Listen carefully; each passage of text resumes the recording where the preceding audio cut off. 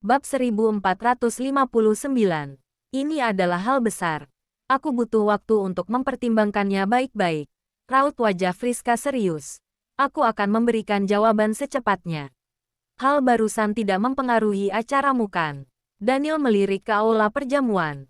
Tidak, Friska tersenyum dan menggelengkan kepala. Semuanya diselesaikan di ruangan belakang. Tamu-tamu sama sekali tidak tahu apa yang terjadi. Namun sepertinya Presdir Victor sangat marah. Tidak perlu hiraukan dia. Daniel kurang setuju. Asalkan tidak mempengaruhimu. Itu bagus. Anda terluka sebelumnya. Itu juga salahku. Kali ini aku membantumu menemukan pelakunya. Kini aku bisa bernapas lega. Friska berkata sambil tersenyum. Tidak ada hubungannya denganmu. Tidak perlu terlalu dipikirkan. Daniel tersenyum. Baiklah. Sampai jumpa.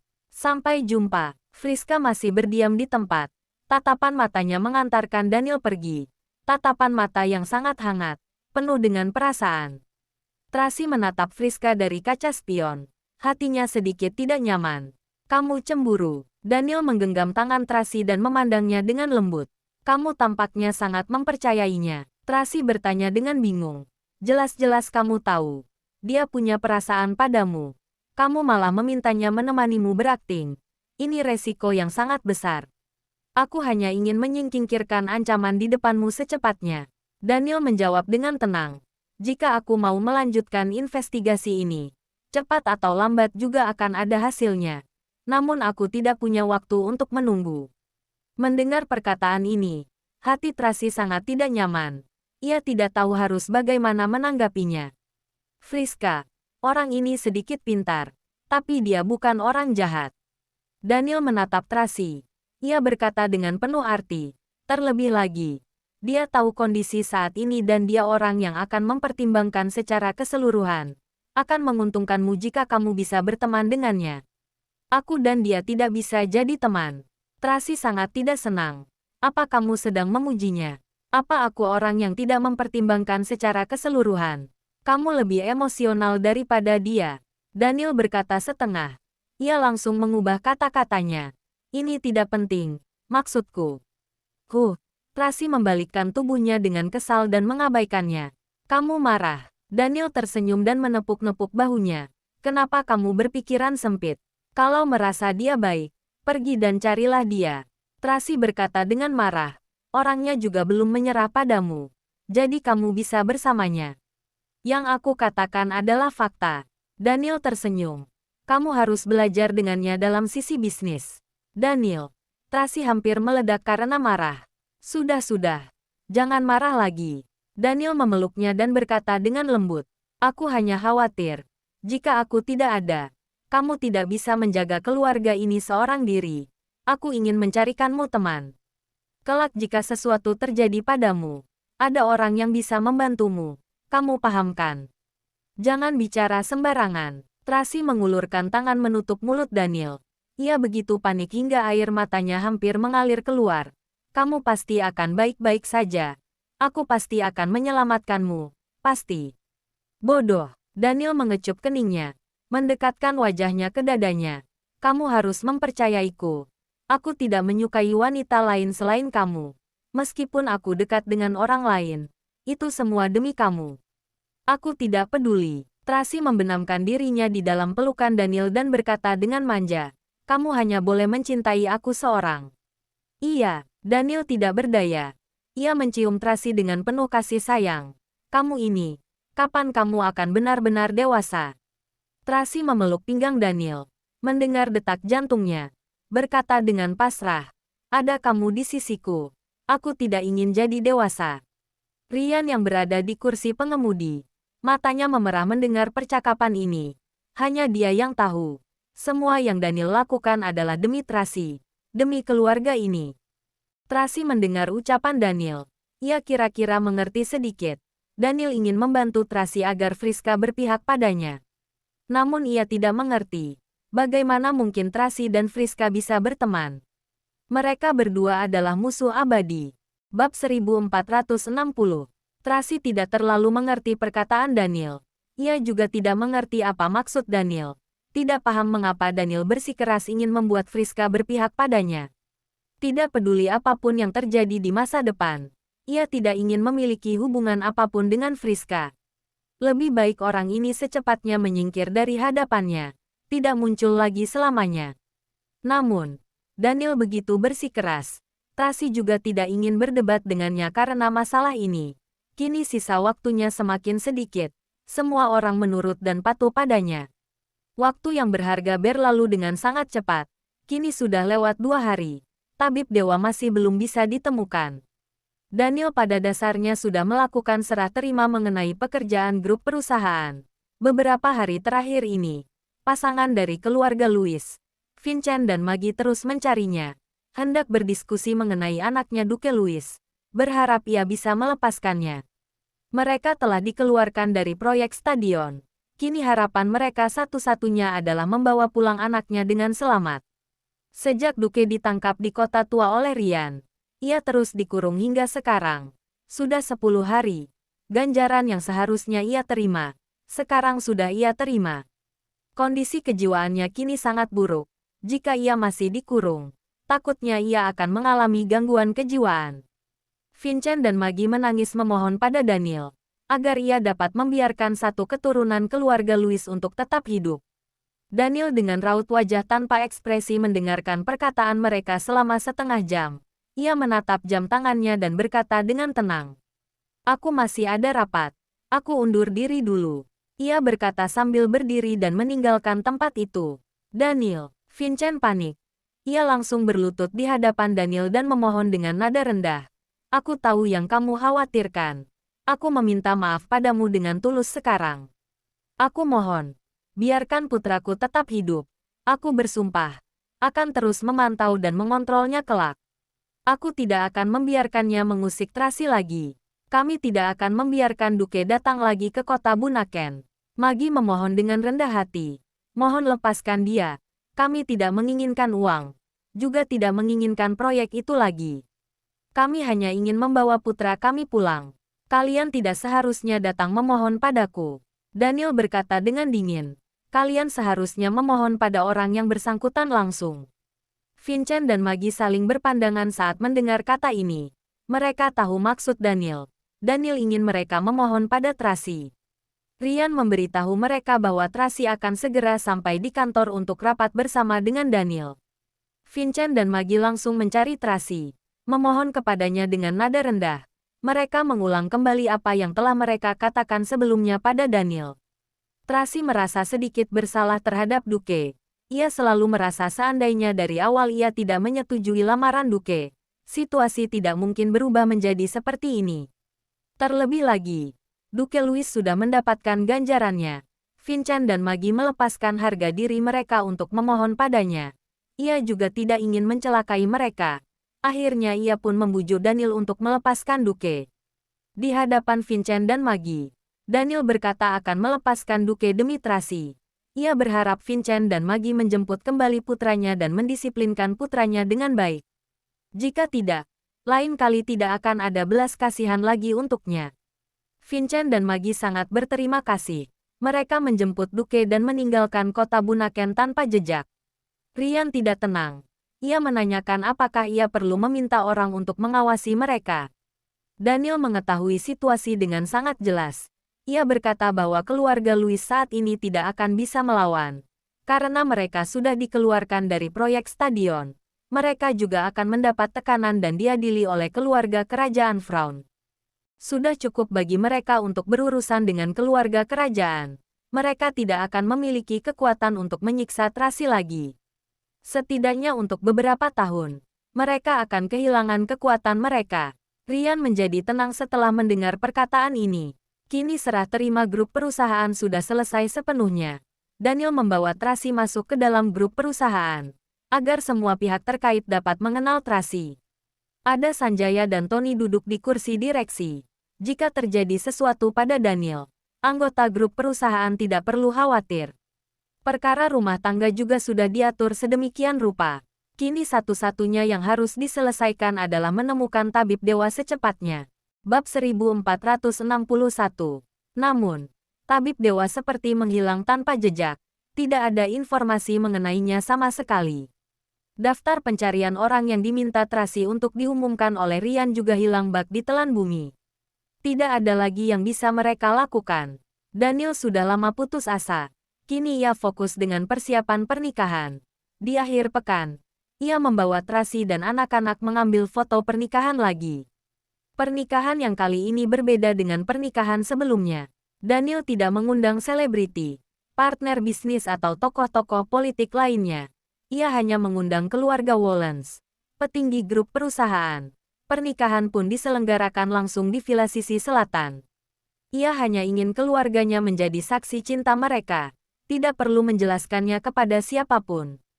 Tracy juga sangat menyukai pernikahan sederhana ini. Kali ini foto pernikahan dipotret di bukit dengan tema hutan. Sebuah keluarga terdiri dari orang tua dan anak-anak, ditambah 3 bocah cilik, burung elang dan burung beo, Roxy. Berbeda dengan yang lainnya, konsep ini cocok dengan kepribadian Daniel dan Tracy. Sehari sebelum pernikahan, Tracy meminta Winnie merilis foto keluarga bahagia mereka bersepuluh di media sosial, secara resmi mengumumkan pernikahan mereka. Dalam sekejap, berita ini menjadi sensasi global. Muncul banyak desas-desus di internet, diskusi mengenai pernikahan yang sempurna dan unik di abad ini dan diskusi mengenai dua keluarga, Wollens dan Moore.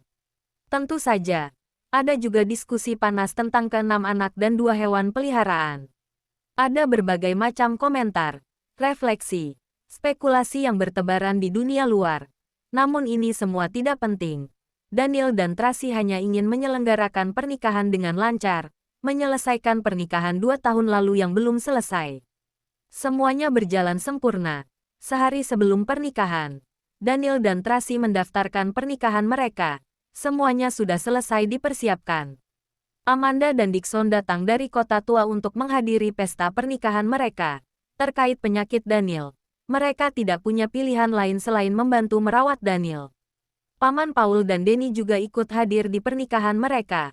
Malam harinya, Daniel meminta Bibi Rihanna menyiapkan perjamuan makan malam dengan saudara dan teman-teman dekat Daniel. Secara bersamaan, Daniel juga berterima kasih secara pribadi kepada Sanjaya dan Tony. Ia mengatakan bahwa masa depan keluarga Wollens mungkin akan dipercayakan kepada mereka, meminta mereka untuk banyak membantu Tracy dan anak-anak, melindungi keluarga ini. Sanjaya dan Tony menangis mendengar kata-kata ini. Mereka bersumpah akan melindungi keluarga Wollens. Pada saat ini, Thomas juga kembali dari negara Emron untuk menghadiri pernikahan Daniel. Karena Tracy mengatakan bahwa tabib dewa dari awal tidak berada di negara Emron. Berjaga-jaga di sana hanya membuang-buang waktu. Lebih baik kembali dan bekerja pada posisi yang dibutuhkan. Sehari sebelum pernikahan, Villa Sisi Utara dan Selatan sangatlah ramai. Tracy mengatur tamu-tamu undangan berkumpul di Villa Sisi Utara. Di tengah malam, ia membawa ketiga bocah cilik ke Villa Sisi Utara. Menunggu Daniel membawa mobil rombongan datang menjemputnya di pagi hari. Setelah ceramah malam selesai dan tamu-tamu pulang, pelayan mulai berberes. Paula dan Naomi menjaga anak-anak. Thomas mengatur keamanan untuk acara besok. Ryan juga bersiap-siap untuk acara pernikahan besok. Daniel dan Tracy berjalan-jalan di taman, menatap rumah yang terdekorasi sempurna seperti di dalam mimpi. Senyum mempesona di wajah kedua orang itu. Akhirnya aku bisa menikahimu. Daniel menggenggam tangan Tracy dan berkata dengan penuh emosional. Kali ini aku pasti akan memberikanmu pernikahan yang sempurna. Suamiku. Tracy memeluk Daniel dan membenamkan wajahnya ke dalam dadanya. Mendengarkan detak jantungnya, ia merasa sangat nyaman dan bahagia. Kita akan bersama selamanya. Percayalah padaku. Ya, Daniel menariknya ke dalam pelukannya. Membelai rambut panjangnya dengan lembut. Menatap bintang-bintang di atas langit dan berdoa di dalam hati. Tuhan, tolong jaga wanitaku. Biarkan dia hidup damai dan bahagia seumur hidupnya. Pada saat yang sama, Tracy juga menatap bulan dan berdoa. Tuhan, mohon berkati suamiku agar sembuh dari penyakitnya. Berikan dia kesehatan. Aku rela menukarkan sisa hidupku untuknya. Kedua orang itu sama-sama berdoa kepada Tuhan. Menukarkan milik mereka yang terpenting demi keamanan dan kebahagiaan satu sama lain. Mungkinkah Tuhan akan mendengar doa mereka? Bab 1462. Malam semakin larut. Villa sisi selatan perlahan-lahan kembali tenang. Seluruh tempat yang akan digunakan untuk acara pernikahan besok sudah selesai didekorasi. Seluruh tempat dipenuhi warna-warni kebahagiaan. Seluruh pelayan kini telah tidur, bersiap-siap untuk acara pernikahan besok. Para pengatur bergantian shift untuk berjaga-jaga. Paula dan Naomi membawa ketiga bocah cilik yang sudah tertidur kembali ke villa sisi utara. Tracy tidak rela berpisah dengan Daniel dan berkata, "Suamiku, aku pulang dulu." "Pulanglah. Besok pagi kita bertemu lagi." Daniel menatapnya dengan lembut. "Beberapa jam lagi. Tapi aku tidak mau berpisah denganmu." Tracy terus memeluk pinggangnya. Tidak mau melepaskannya. Entah mengapa. Di dalam hati Tracy muncul perasaan takut dan firasat tidak enak. "Kalau begitu jangan pulang. Tidurlah di sini." Daniel membelai rambut panjang Tracy yang berantakan. Tracy sedikit malu. "Tidak bisa. Kita masih harus menjalankan tradisi. Besok pagi kalian masih harus pergi ke villa sisi utara untuk menjemputku." "Hahaha." Daniel tertawa terbahak-bahak. "Pokoknya dari utara ke selatan semuanya adalah keluarga. Untuk apa repot-repot?" "Menyebalkan." Tracy menepuk dada Daniel dengan lembut. "Sudahlah. Pulanglah. Anak-anak juga sudah tidur." Daniel mencubit pipi Tracy. Menunjuk tiga bocah cilik yang digendong oleh Paula dan Naomi. Malam hari dingin. Menunggu terlalu lama bisa membuat mereka kedinginan. "Baiklah. Aku pulang dulu." Tracy memeluk Daniel tidak rela berpisah dengannya. Lalu menoleh mencari Carlos, Charles dan Carla. Bibi Riana berkata. Ketiganya tidak tahan begadang. Mereka baru saja pulang dan tidur. Tracy tidak punya pilihan lain selain kembali ke villa sisi utara. Biar bagaimanapun, besok pagi Daniel akan datang menjemputnya. Sekeluarga ini akan dengan cepat berkumpul kembali. Daniel mengantar mereka naik ke mobil, menginstruksikan Hartono dan Andi untuk melindungi mereka dengan baik. Setelah mobil rombongan villa sisi utara pergi, Daniel bersiap-siap kembali ke kamar untuk beristirahat. Saat ia membalikkan badan, ia tiba-tiba merasakan pandangan matanya berputar. Ia merasa seperti tulang tiba-tiba terlepas dari tubuhnya. Ia menjadi sangat lemah. Ia langsung memegang tembok agar tubuhnya tidak terjatuh. "Presdir Daniel." Rian bergegas memapahnya. "Apakah Anda baik-baik saja? Bawa aku ke dalam." Daniel tidak ingin sisi lemahnya dilihat oleh orang lain. "Baik." Rian hendak memapah Daniel masuk ke dalam kamar. Namun saat Daniel melangkahkan kakinya, tubuhnya kehilangan keseimbangan dan ia terjatuh ke lantai. "Presdir Daniel." Thomas langsung berlari menghampiri mereka. Ia bersama dengan Rian membopong Daniel masuk ke dalam kamar. "Aku akan menelepon Lily." Rian mengeluarkan ponsel, hendak menelpon Lily. Daniel mengangkat tangannya, mengisyaratkan agar mereka tidak meneleponnya. "Tapi, Anda sekarang, tidak ada gunanya." Daniel bergumam lemah. Rian sangat sedih. Ia tidak dapat membalas perkataan Daniel. Hatinya sangat sakit. Thomas mengepalkan tangannya hingga berbunyi. Ia membenci dirinya sendiri yang tidak kompeten, tidak bisa melakukan apapun. "Thomas." Suara Daniel begitu kecil, begitu pelan. "Presdir Daniel, aku di sini." Thomas maju, berjongkok di samping ranjang, mendengarkan perintah Daniel. "Suruh orang berjaga di villa sisi utara." Napas Daniel semakin lama semakin lemah.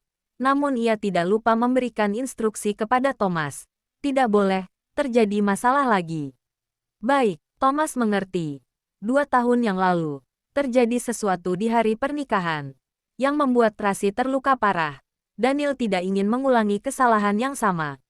Ia ingin memberikan pernikahan yang sempurna untuk Tracy sebelum ia meninggal. Sehingga ia memerintahkan banyak pengawal ke villa sisi utara untuk melindungi Tracy. "Pergilah. Di sini ada aku." Rian maju dan berjongkok di samping ranjang. Lanjut mendengarkan perintah Daniel.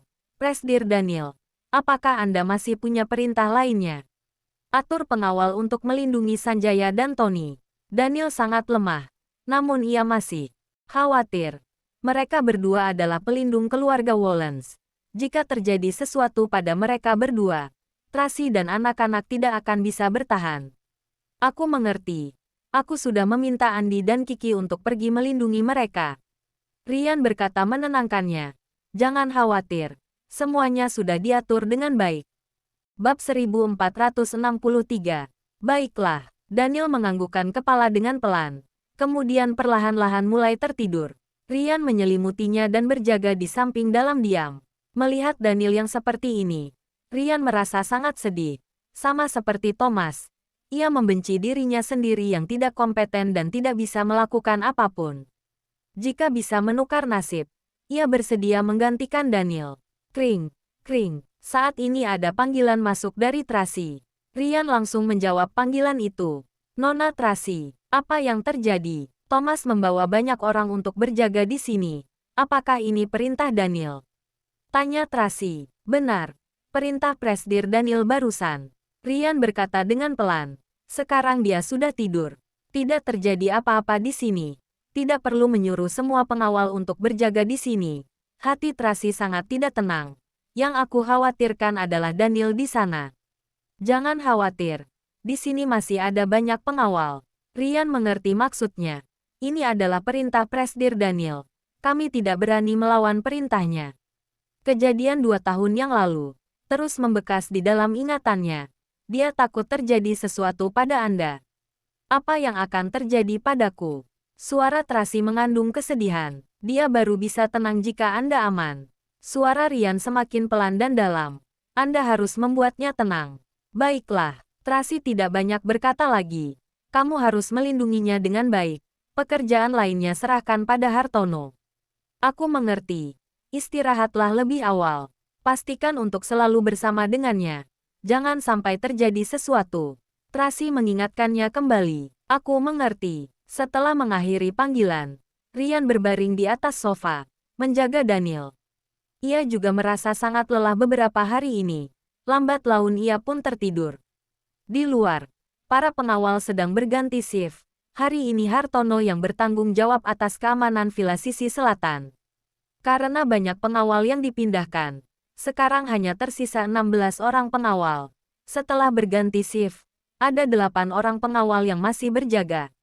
Dalam situasi normal, pengawal sejumlah ini sudah cukup.